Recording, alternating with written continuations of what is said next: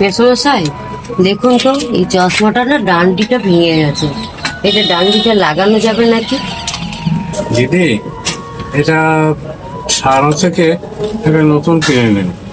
এটা আরো অনেক প্রবলেম আছে, কাঁচগুলো খারাপ হয়ে গেছে, ঘষা লেগে গেছে।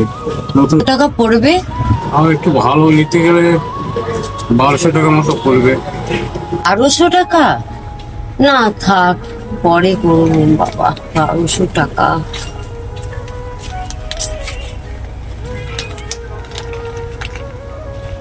ওরা ভেঙে গেল, দোকানে গেলাম, 1200 টাকা দাম বলছে, কি করে করবো? ছেলে সামান্য প্রাইভেট কোম্পানিতে কাজ করে, থাক আমি এটাতে কোনো রকমে কষ্ট করে চালিয়ে নেব।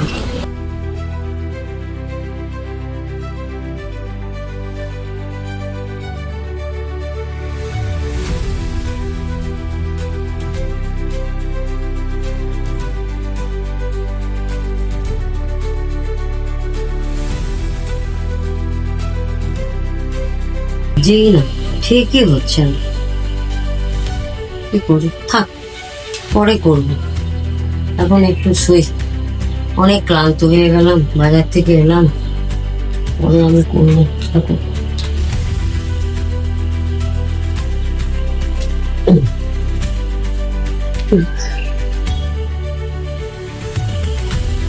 মা, কি ব্যাপার? কি ব্যাপার এই টাইমে মা এখন শুয়ে আছে? দেখি তো কি হয়েছে মায়ের। মা, আরে চশমা, আঠা, ওটা তো চলে মায়ের ভেঙে গেছে। না, আমি যাই দোকান থেকে শাড়ি নিয়ে আসি। দেখি বাজার দিকে যাই একটু।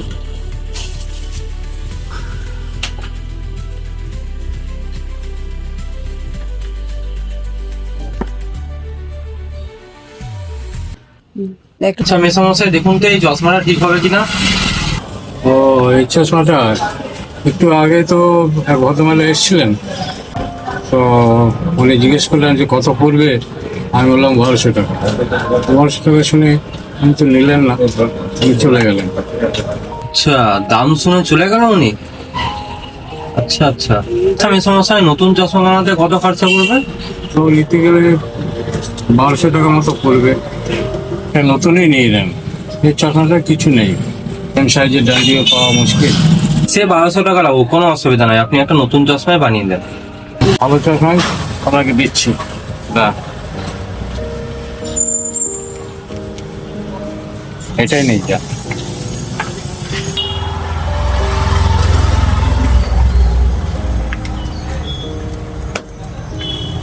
আচ্ছা মেসমশাই, ঠিক আছে, এটা বেশ আমার মায়ের মুখে ভালো লাগে।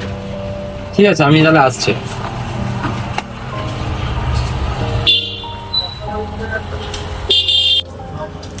শুয়ে আছে, আমি এখানে রেখে দিই চশমাটা।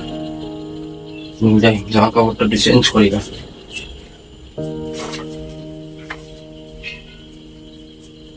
রানা, তোমার বিছানাতে এই চশমাটা পড়েছিল, নতুন চশমা, এটা কার? হ্যাঁ মা, এটা আমি তোমার জন্যই বানিয়ে নিয়ে এসেছি। আমি দেখলাম অফিস থেকে এসে তোমার চশমাটা এখানে ভাঙা পড়ে আছে, তুমি আঠা দিয়ে সেটা লাগানোর চেষ্টা করেছিলে চশমাটা, সেটা হয়তো হয়নি, বাট আমি নতুন চশমাটা আমি তোমার জন্যই বানিয়ে এনেছি। কেন রে রানা, তুই সামান্য একটা প্রাইভেট কোম্পানিতে কাজ করিস, কতই বা বেতন, এত দাম দিয়ে চশমাটা বানিয়ে এনে দেবার কি দরকার ছিল? এখন কত দাম নিয়েছে এটা বলতো? দেখো মা, তোমাকে তো চিন্তা করতে হবে না, তোমার চশমাটা অনেকদিন ধরে খারাপ হয়ে ভাঙা হয়ে পড়েছিল, তোমাকে আমি এটা নতুন বানিয়ে এনে দিলাম, তুমি এটা পড়ো। বানিয়ে আনলি এখন এত টাকা দিয়ে? শোনো, আমি দেখলাম তুমি চশমাটা বানাতে গেছিলে যে দোকানে, সেই দোকানেও আমার, যে দোকান থেকে আমি তোমার জন্য এটা বানিয়ে নিয়ে এলাম, সেখানেও কথা হলো আমার, তো তুমি বানানোনি কেন? তোমাকে তো বানানোর প্রয়োজন ছিল।